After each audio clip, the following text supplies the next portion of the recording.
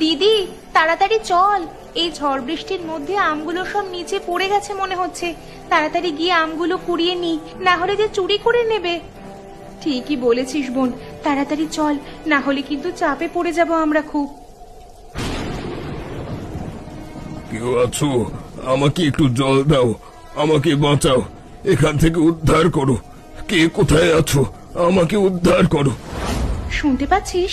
কার যেন গলার আওয়াজ শোনা যাচ্ছে। এই সময় এখানে কে এলো? আওয়াজটা ওই পাশের ওই আম গাছটার নিচ থেকে আসছে বলে মনে হচ্ছে। তাড়াতাড়ি চল তো দিদি, আমরা গিয়ে দেখি কেউ আছে কিনা ওখানে।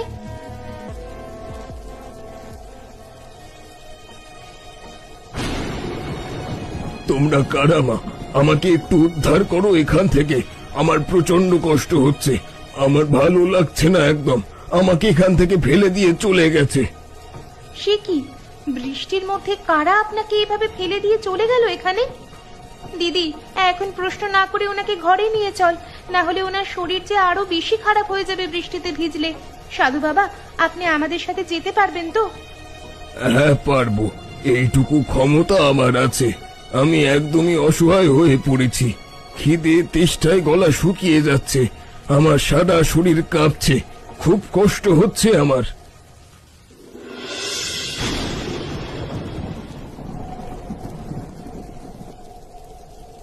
কিন্তু সাধু বাবা, আপনি তো বললেন না কারা আপনার এত বড় সর্বনাশ করেছে আর আপনাকে এইভাবে বৃষ্টির মধ্যে বিপদের মধ্যে ফেলে দিয়ে গেছে? হ্যাঁ সাধু বাবা, আমাদেরকে বলুন, আমরাও জানতে চাই। আমার সেই সব জিনিস মনে পড়লে প্রচন্ড কষ্ট পাই। আপন মানুষের কাছ থেকে বিশ্বাসঘাতকতা আমি পেয়ে খুব ক্লান্ত হয়ে গেছি। তার মানে? আমার একজন শিষ্য ছিল, নাম গোবিন্দ। ওই গোবিন্দ আমার সাথে বিশ্বাসঘাতকতা করে, আমাকে এই বিপদের মধ্যে বৃষ্টির দিনে ফেলে দিয়ে চলে যায়। কিন্তু আপনার মতো সাধু মানুষের ওপর কার এত আক্রোশ থাকতে পারে? আর কেনই বা এত আক্রোশ? আপনি তো কারোর কোনো জিনিসের প্রতি কোনো লোভ দেন না, তাহলে? সত্যি সাধু বাবা, সেই লোক কেমন যে আপনার মতো সাধু মানুষের ওপরও হিংসে করে? তাহলে তো বলতে হবে পৃথিবীর সবার সাথেই সে বিশ্বাসঘাতকতা করবে নিজে ভালো থাকবার জন্য। হ্যাঁ মা, তোমরা ঠিকই ধরেছ। পাশের গ্রামের জমিদারের কাছ থেকে টাকা খেয়ে আমার সাথে বিশ্বাসঘাতকতা করে আমার সর্বনাশ করার চেষ্টা করেছিল। টাকার লোভ থেকে কেউ ওকে বাঁচাতে পারলো না, কেউ না। বুঝতে পেরেছি, কিন্তু এইভাবে তো ওকে ছেড়ে দেওয়া যায় না। আমরা কালকে পাশের গ্রামে আম বিক্রি করতে যাব। যদি সেখানে সেই লোকের দেখা পাই তাহলে আপনাকে এসে বলবো। কিন্তু আমি যে তোমাদের এখানে থাকবো, তোমাদের অসুবিধা হবে না? কোনো অসুবিধা হবে না সাধু বাবা, আমরা দুই বোন এই ঘরে একা থাকি। আপনি থাকলে আমাদের সুবিধাই হবে, আমরা বরং আরো ভালোভাবে থাকতে পারবো।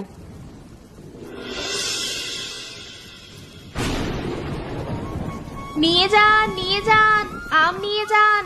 আমাদের কাছ থেকে অল্প দামে কালকে ঝড়ে গাছ থেকে পড়া একদম সুন্দর সুন্দর তাজা আম নিয়ে যান। খুব অল্প দামে বিক্রি করে দেব। নিয়ে যান, নিয়ে যান, দেরি করবেন না, না হলে ফুরিয়ে যাবে। নিয়ে যান।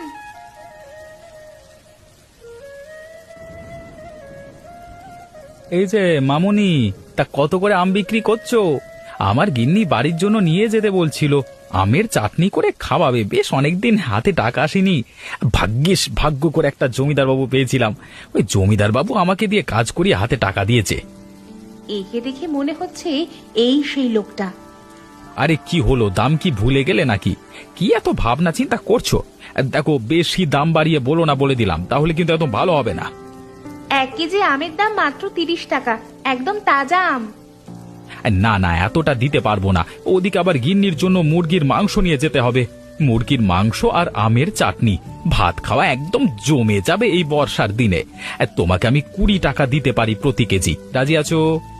কাকা, আমরা অনেক দূর থেকে এসেছি, এত কম দামে যদি বিক্রি করি তাহলে আমাদের হাতে কিছুই লাভ থাকবে না। আর এই তো তোমরা চিৎকার করছিলে তোমাদের নিজেদের গাছের আম বলে, তাহলে নিশ্চয়ই তোমরা অন্য কোথা থেকে কিনে আনোনি এই আম। 20 টাকা প্রতি কেজি বিক্রি করলে তোমাদের হাতেই তো সব টাকা থেকে যাচ্ছে। কিন্তু ভাড়া দিতে হবে। ভ্যানে করে আমরা যে আমগুলো নিয়ে এসেছি, যার ভ্যান তাকে তো টাকা দিতে হবে। আচ্ছা আচ্ছা আচ্ছা আচ্ছা, বুঝেছি, তাহলে এই ব্যাপার। ঠিক আছে, ভয়ঙ্কর খেলা হবে। তাহলে তোমরা দুজন একটা কাজ করো, আজকে যখন অনেক দূর থেকে এসেছো, তাই বৃষ্টির দিনে আমাদের বাড়িতে না হয় খেয়ে যাবে। আর এই নাও 20 টাকা দিচ্ছি, 1 কেজি আম দাও। হ্যাঁ, ব্যাপারটা কেমন হলো? আমি তো লোকটাকে খারাপ ভেবেছিলাম। তাহলে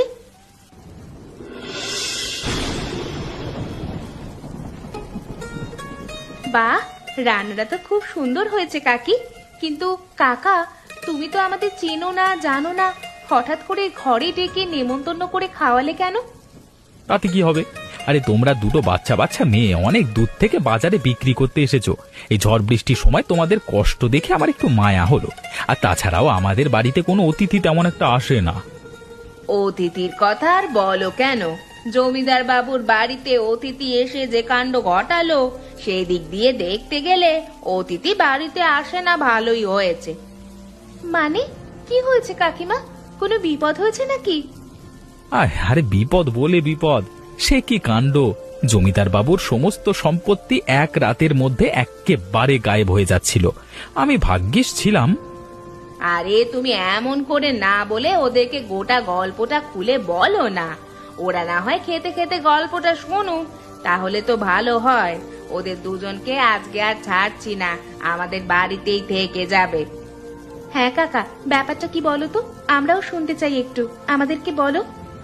তাহলে শোনো, আজকে থেকে 1 সপ্তাহ আগে এই গ্রামে একজন সাধু বাবা এসে এই বটতলায় বসবাস করতে শুরু করে। তা আমি একদিন কাজ করে বাড়ি ফেরবার পথে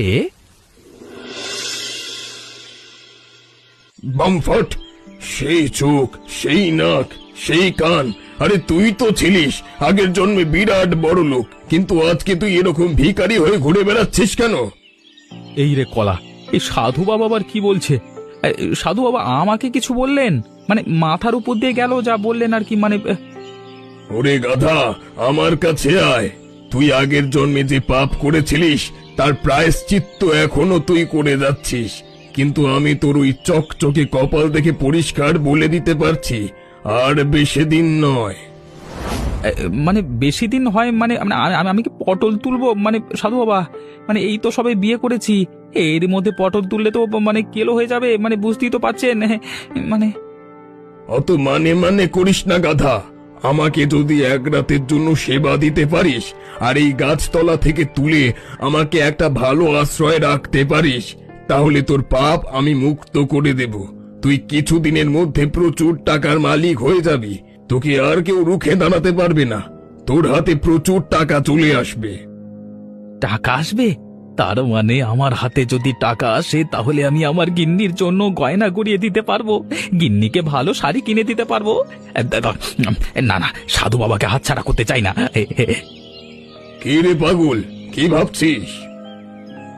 বাবা, মানে বুঝতেই পারছেন, মানে কিন্তু মানে আপনি এমন আশীর্বাদ করতে পারবেন যাতে মানে আমি 2 দিনের মধ্যে বড়লোক হয়ে যাই। হ্যাঁ, পারবেন? পাগলা, খাবি কি? ঝাঁঝে মরে যাবি। আমাকে নিয়ে চল, ভালো ভালো খাবার দাবার খাবি, চল, তারপর দেখবি কি হবে। ঠিক আছে রে, তাহলে চলুন আমার সাথে, চলুন। এরপর সাধু বাবা আমিষ খাবে শুনে আমি তো বাজার থেকে সেদিন বিকেলেই বাজার করতে গেলাম। যাই, এখন আবার 1 কেজি খাসির মাংস কিনতে হবে। 700-800 টাকা খরচ হবে বটে, কিন্তু কি আর করবার, আমি তো কিছুদিনের মধ্যেই বড়লোক হয়ে যাব। এই টাকা কোনো ব্যাপার হলো?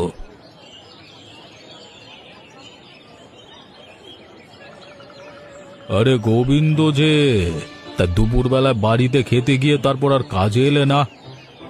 সব ছোটখাটো কাজ আমি আর করবো না, 2 দিনের মধ্যে বড় লোক হয়ে যাব, তখন কোক লোককে কাজ দেব।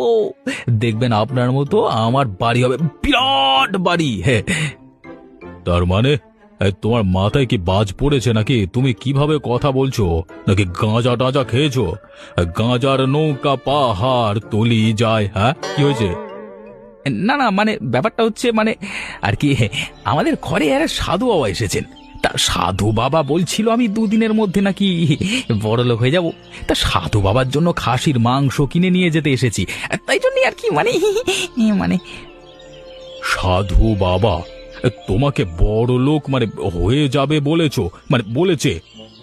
শোনা শোনা একটু শোনা গোবিন্দ, আমাকে নিয়ে চলো না একটু। মানে আমি আমি আমি চাষবাসের ব্যাপারটা একটুখানি মানে হাত দেখিয়ে বলবো। মানে সাধু বাবা বলবে যে কেমন মানে আর কি উন্নতি, মানে উন্নতি হবে নাকি অবনতি হবে, এটা আর কি। জমিদার বাবু আপনি বুঝতে পারছেন না, এইভাবে যার তার সঙ্গে দেখা করেন না সাধু বাবা। আরে ভাই, আমি তোমার কাছে যে সে হয়ে গেলাম, আমাকে দয়া করে নিয়ে চলো ভাই, চলো না ভাই, আমার সোনা মোনা গুলুমুলু একটু। জমিদার বাবু কি করছেন বাজারে? ঠিক আছে ঠিক আছে, চলুন আমার সাথে। তারপর সাধু বাবাকে যা বলবার আপনি খুলে বলবেন, যত সব ন্যাকামো। দেখুন, সাধু বাবা যদি রেগে যায় তখন আমি কিচ্ছু কিন্তু বলতে পারবো না। না না ভাই, তুমি আমার উপর বিশ্বাস রাখো ভাই, চলো চলো নিয়ে চলো। হ্যাঁ।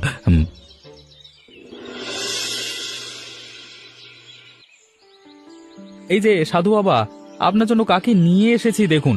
আমাদের গ্রামে জমিদার বাবু স্বয়ং আপনার সাথে দেখা করতে এসেছে, আপনার সাথে কথা বলে সমস্তটা মানে জানতে পারবে। মানে এই তো এতক্ষণে একটা ভিত্তবান লোককে পেয়েছি। এই গরিব কুটির ঘরে থাকতে আমার ভালো লাগছে না।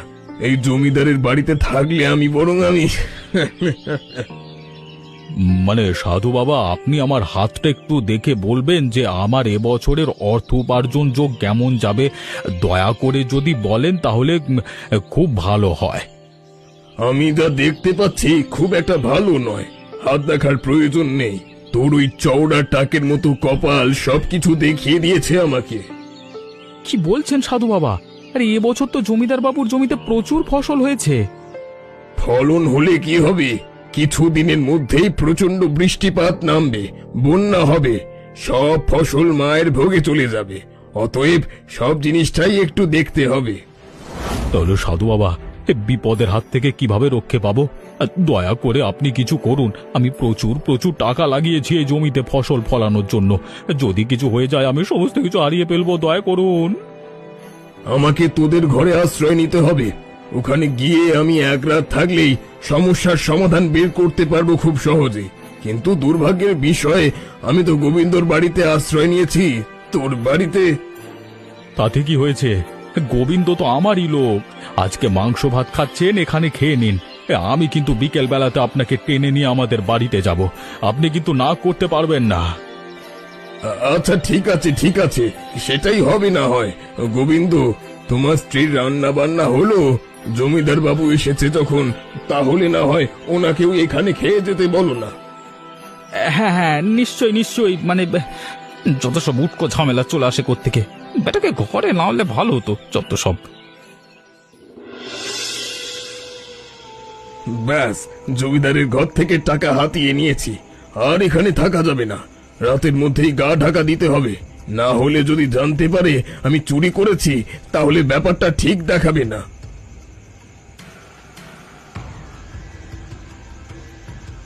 এ কি সাধু বাবা, আপনি এত রাতে কোথায় যাচ্ছেন? এই মানে এরকম মানে আপনি পুঁটুলিটা ওখানে ফেলে দিয়ে চলে এসেছিলেন তো? আমি তো রাত্রির বেলাতেই আপনাকে দিতে এলাম। আমার গিন্নি তো আপনাকে মানে শ্রদ্ধা করতো, তাই মানে, কিন্তু আপনার হাতে এতগুলো টাকা কেন? না মানে মানে ওই জমিদার আমাকে এক গাদা টাকা দিল, আমি চাইনি। মানে কি জন্য দিল আমিও ঠিক জানি না, বুঝতে পারছি না। তার মানে জমিদার বাবু আপনাকে টাকা দিল, আর আপনি রাতের বেলা কোথায় যাচ্ছেন? আমার আর এখানে থেকে কি লাভ? মানে পালিয়ে যাচ্ছি। মানে আমি এখান থেকে মানে। কি ব্যাপার, রাতের বেলা কারা ওখানে কথা বলছে? গোবিন্দ, তুমি এত রাতে এখানে কি করছো? ভাগ্যক্রমে চলে এসেছি জমিদার মশাই। এই সাধু বাবা আপনার ঘর থেকে মনে হচ্ছে টাকা ঝেড়ে দিয়ে পালিয়ে যাচ্ছিল। এই দেখুন, ঠিক সময় চলে এসে আটকে দিয়েছি। কি আবল তাবল কথা বলছো? তুমি তো আমাকে টাকা নিয়ে আসতে বলেছিলে জমিদারের ঘর থেকে। তাই নাকি? গোবিন্দ তো এরকম করবার লোক নয়। এমন অনেক সময় গেছে আমি গোবিন্দকে একা ঘরে রেখে গেছি, কোনো দিন একটা জিনিস এদিক থেকে ওদিক করেনি। ঠিক আছে, বুঝতে পেরেছি। গোবিন্দ, আমাদের লাঠিয়ালগুলোকে ডাকতো। বেটা সাধুকে এক্ষুনি গ্রামের বাইরে ঠেঙিয়ে বার করে দিয়ে চলে আসতে হবে। বুঝলে মামনিরা, এই হলো গল্প। তারপর তো আমরা সবাই মিলে বৃষ্টির রাতে ওই সাধুকে একদম গ্রাম ছাড়া করে দিয়ে চলে এলাম। ব্যাস, আমাদের শান্তি। তাই নাকি? তাহলে সেটাই যদি হয়, আমরাও কিন্তু আমাদের আমবাগান থেকে গত রাতে একজন সাধু বাবাকে উদ্ধার করেছিলাম। সে বলেছিল নাকি তার এক শিষ্য ছলনা করেছিল। হ্যাঁ হ্যাঁ, বুঝতে পেরেছি। আমাদেরও এরকম গল্পই শুনিয়েছিল। কিন্তু ব্যাপারটা কেমন হলো? তোমাদের ঘরে ওই সাধু গিয়ে উঠেছে আর তোমরা ঘরটা একা ছেড়ে দিয়ে চলে এসছো। মনে হচ্ছে তোমাদের ঘরে জিনিসপত্র সব গেল গো। সেরকম কোনো কারণ নেই, কারণ আমাদের বাড়িতে এমন কিছু সোনাদানা নেই যে সে চুরি করে নিয়ে যেতে পারবে। আর টাকা পয়সাও তেমন নেই। আমরা দিন আনি দিন খাই, দুই বোন মিলে কষ্ট করে উপার্জন করি। কিন্তু কাকা, একটা সাধুকে একবার ধরে শাস্তি দিলে হয় না? লোকজনের কাছে মিথ্যে কথা বলে বেড়াচ্ছে আর মানুষের সরলতার সুযোগ নিয়ে তাদের বাড়িতে চুরি করে বেড়াচ্ছে। সেটাই করতে হবে। চলো তো জমিদার বাবুর কাছে একবার যাই, গিয়ে সমস্ত ঘটনা বলি, তারপর ওই সাধুকে আরেকবার ধরে জব্দ করতে হবে। তাই চলো কাকা, আমিও যাব তোমার সাথে। না না, তাহলে তো এভাবে ছেড়ে দেওয়া যায় না। একটা মানুষ দিনের পর দিন ঢপ মারবে, মানে মিথ্যে কথা বলে যাবে, মানুষকে বোকা বানাবে। এবার তো মনে হচ্ছে একবার জব্দ করতেই হবে। তাহলে আর দেরি করা যাবে না, আজকে রাতেই কিছু একটা ব্যবস্থা করতে হবে, যাতে করে ওই সাধুকে ধরে শায়েস্তা করা যায়। আমার মনে হচ্ছে ও আমাদের বাড়ি থেকেও পালিয়েছে। ও জানে আমরা আম বিক্রি করতে এসেছি এখানে। এখান থেকে টাকা পয়সা নিয়ে গেলে নিশ্চয়ই আমাদের ঘর থেকে টাকা পয়সা চুরি করে পালাতো। সেটার বলতে, এদেরকে আশ্রয় প্রশ্রয় দেওয়া মানে নিজের ক্ষতি নিজে ডেকে আনা। তাহলে জমিদার বাবু, আপনার কিছু লাঠিয়ালকে আমার সাথে দিন তো, আজকে রাতে একটা ব্যবস্থা করে দিয়ে চলে আসি। শুধু লাঠিয়াল কেন, আমিও যাব তোমার সাথে। আমিও দেখি ওই বেটা সাধুর কত দম হয়েছে।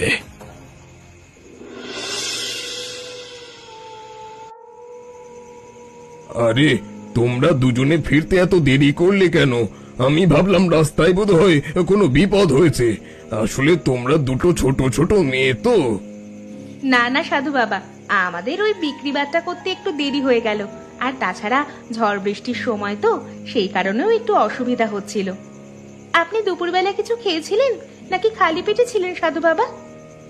আমি আর কি খাবো, এই তোমার ঘরের পাশে দুটো আম রাখা ছিল, ওই আমগুলো খেয়ে বেশ ঠান্ডা হয়েছিলাম, ভালো লাগছিল। তো একটা কথা বলো তো মায়েরা, তোমরা ওখানে বিক্রি করে টাকা পয়সা কিছু পেয়েছো? এই দেখুন, বেশ অনেক কটা টাকা হাতে করে এনেছি। এত টাকা আমরা জীবনে প্রথম দেখছি। আপনি ঘরটা পাহারা দিয়েছিলেন বলেই আমরা কিন্তু এত দূর গিয়ে বিক্রি করতে পেরেছিলাম। এই তো, আমি তো এইটাই চেয়েছিলাম। এবার যখন ওরা বিশ্রাম নেবে, তখন আমি এই টাকাগুলো নিয়ে এখান থেকে কেটে পড়ব। ব্যাস, তাহলে আমার 16 কলা পূর্ণ হয়ে যাবে। তারপর আবার অন্য গ্রামে গিয়ে অন্য কোনো লোককে মুরগি বানাতে হবে। কি ভাবছেন সাধু বাবা? ভাবছি আপনার জন্য আজকে মাংস রান্না করে খাওয়াবো। আপনি মাংস খান তো? না না সাধু বাবা, মাংস খাবেন কেন? আমি তো শুনেছি ওনারা, মানে অর্থাৎ সাধু বাবা, মাছ মাংস এসব কিছু ছুঁয়েও দেখেন না। তাহলে কি আমি ভুল শুনলাম? ছাড়ো, তোমরা এত চিন্তা করো না, আমি মাংস খাই। আর তোমরা যখন নিজের হাতে রান্না করে খাওয়াবে বলেছো, তাহলে তো আর কোনো ক্ষতি নেই। আমি খাবো, তোমরা যা খাওয়াবে আমি তাই খাবো।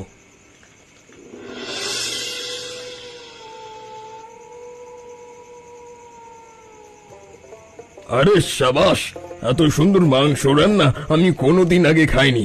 আসলে কেউ আমাকে এত যত্ন আত্তি করে খাওয়ায়নি। তোমার মতো মেয়েরা যেন সারা জীবন সুখী হয়।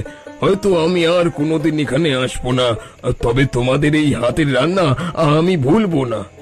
কেন আসবেন না কেন? আপনি তো মনে করলেই আমাদের বাড়িতে আসতে পারেন।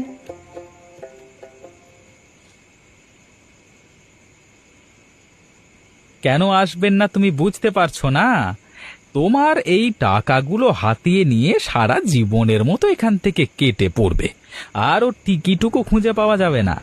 এটাই তো এতদিন ধরে করে এসেছে, লোকের সঙ্গে দুশ্মনী করে এসেছে। হ্যাঁ বেটা, আমার ওখান থেকে টাকা ঝেড়ে দিয়ে এসে এখানে তুমি উঠেছো এই দুটো বাচ্চা মেয়ের ক্ষতি করবার জন্য। ওরে বাবা রে, তোমরা এখানে কি করছো? আমি আমি কিছু করিনি। আমি একদম বদলে গেছি। আমি কিছু করিনি। আমি তো শুধু এখানে এসে উঠেছিলাম, মানে বৃষ্টির হাত থেকে রক্ষা পাওয়ার জন্য। মানে আমি এদের কোনো ক্ষতি করিনি। সে যাই হোক, আমরা ওসব শুনতে চাই না। ওরা সম্পর্কে আমার ভাইজি হয়, আর আমি চাই না তোর মতো লোক এখানে ওদের সঙ্গে আর এক মুহূর্ত থাকুক। এই মুহূর্তে এখান থেকে বেরিয়ে চলে যাও, না হলে কিন্তু তোমার কপালে দুর্গতি আছে বলে দিলাম। কি হলো, কথাটা কানে যাচ্ছে না নাকি মাংসের লোভ জানতে পারছে না? না না, আমি এক্ষুনি চলে যাচ্ছি। আমার আমার আর ভুল হবে না, আমি এক্ষুনি দৌড়ে পালিয়ে যাচ্ছি এখান থেকে।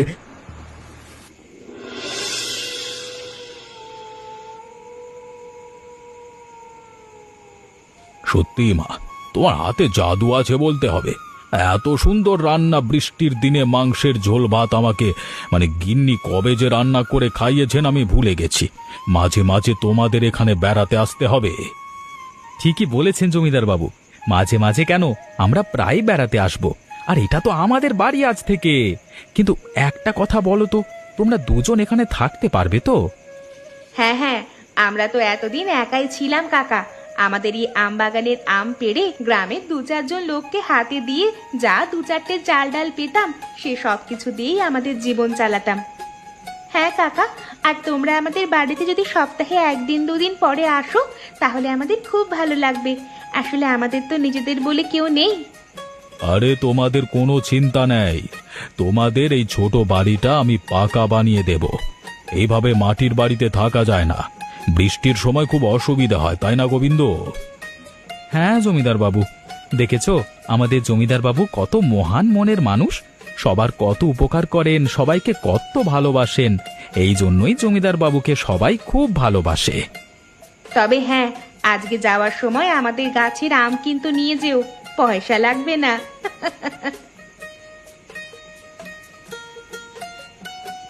হ্যালো বন্ধুরা, আপনাদেরকে অসংখ্য ধন্যবাদ আমাদের এই ঠাকুমার ঝুলি গল্প পেজটি ফলো করার জন্য। আর হ্যাঁ, গল্পগুলি ভালো লাগলে বন্ধুদের সাথে সবাই শেয়ার করে দেবেন।